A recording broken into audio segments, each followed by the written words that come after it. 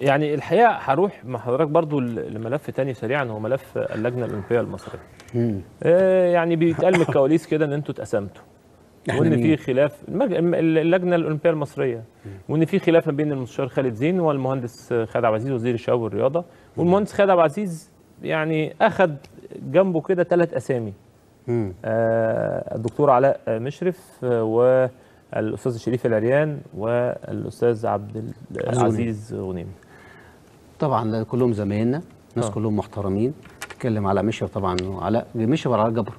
علاء مشرف. علاء مشرف طبعا واحد من نجوم مصر في التنس. عبد غنيم واحد طبعا من افضل مدربين ملاكمه. تنس طاوله. وكاب طبعا عبد غنيم طبعا واحد من الدكتور عبد العزيز طبعا افضل مدربين حراس، المدربين بتوع ملاكمه على مستوى العالم. شريف عريان طبعا العاب قوه وراجل طبعا متميز وكان بطل من ابطال مصر. احنا كلنا مجلس واحد طبعا، كلنا زمايل.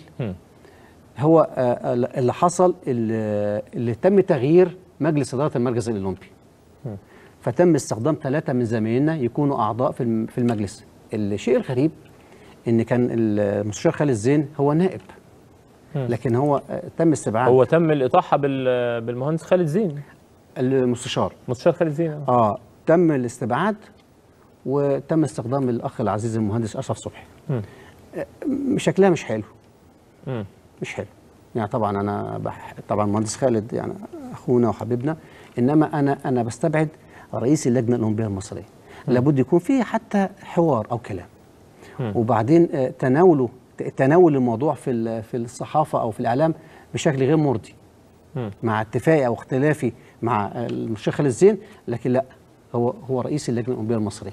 فبالتالي انا ما استبعد قيمه كبيره، لازم يكون في تنسيق. ما اقولش ايه تم مش عارف ايه لطاحه، لا. وان كان انا عارف، انا قلت لك بنلعب جيم بايخ.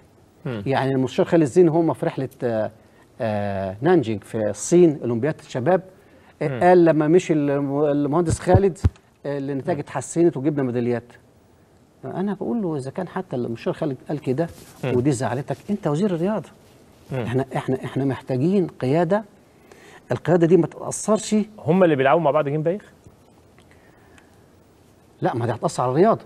انا فاهم. الجيم البايخ ده بيلعبوا مين؟ خالد زين مع خالد عبد العزيز؟ خد بالك.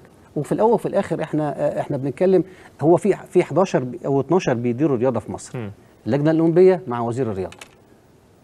انت بتتكلم على اولمبيات، بتتكلم على العاب افريقيه، بتتكلم على مثلا بحر متوسط، بتتكلم على التضامن الاسلامي، بتتكلم على بطولات انت مشارك فيها اساسي. وبعدين هناك تداخل قوي جدا ما بين اللجنه الاولمبيه والوزاره. ما ينفعش، والكلام ده قررته في العمري فاروق، طاهر ابو زيد، خالد عبد العزيز، ما ينفعش يكون هناك خلاف ما بين اللجنه الاولمبيه ووزاره الرياضه. غلط. هو انا بحترم فيك صراحتك، لان حضرتك برضه كنت مع طاهر ابو زيد وكنت مع الوزير ضد خالد زين، وكنت برضه عضو لجنه اولمبيه. بص، غلط. انا بقول الكبير لابد ان يفضل كبير. الكبير الرياضه وزير الشباب والرياضه. حتى لو كان هناك تصرف غير مرضي لوزير الرياضه، خليك انت الكبير. هو ربنا مش رايد للكرسيين دول يتفاهموا؟ يعني كرسي رئيس اللجنه الاولمبيه وكرسي وزير الرياضه دايما في اختلاف، لازم